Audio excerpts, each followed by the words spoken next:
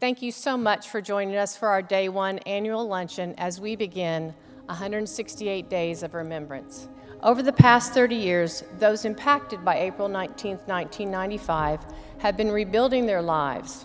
After lunch, we will hear 2 compelling conversations asking questions of our community and ourselves about reconciliation, healing, and forgiveness. We come here to remember those who were killed, those who survived, and those changed forever. May all who leave here know the impact of violence. May this memorial offer comfort, strength, peace, hope, and serenity. On the morning of April the 19th, 1995, we witnessed the worst that a human could do, but that same day also revealed the best that humanity could offer. Sam and I are pleased to join you today to talk about Forward and the significance it will bring to telling the story of April 19th, 1995. When finished, Forward will welcome visitors into an inviting space filled with natural light and centered around our mission statement, relocated and reimagined as a beacon of hope and purpose. I can tell you from taking each New Thunder player through the museum, the expanded orientation gallery will prepare visitors to experience the Memorial Museum like never before, sending a message to the world that this is a place where hope lives, memory teaches, and community endures. Forward is our promise to continue telling the story in new ways. For 30 years, the Memorial and Museum has stood as a light in the darkness. That light shines because of you, because you choose to remember, to honor, and to give.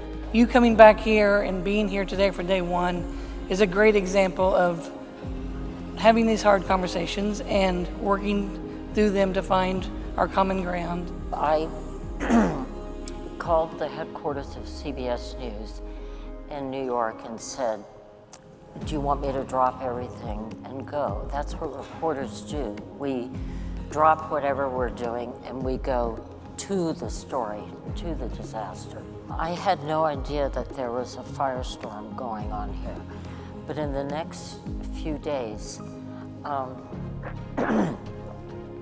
there were stories that said I had reported that I had insulted Oklahomans. I really think that the raw emotions at the time of not only my first responders, but of the citizenry, I think had a lot to do with how people reacted to that question and to the answer.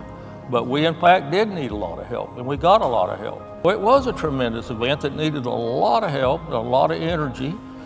So looking back on it, I just don't know that it was, the question was out of the question, so to speak, so it's not a big deal. Thank you. Connie?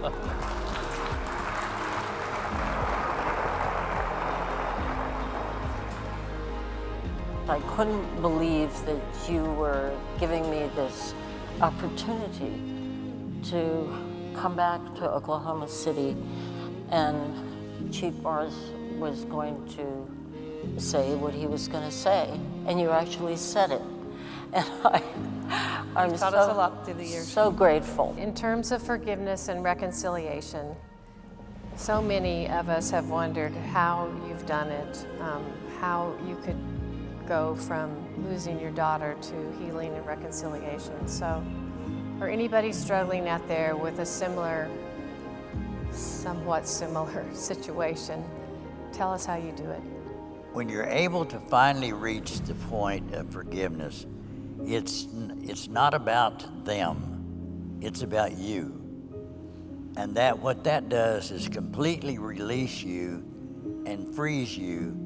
And I felt so free ever since that I reached that point.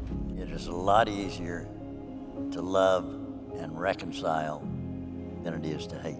We are not overcome by evil, but we overcome evil with good. And that's what I see. That's what Bud Welch lived out.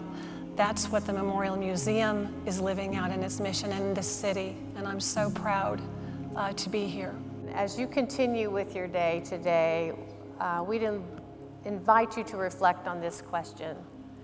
If you could forgive or reconcile with one person, who would it be and why?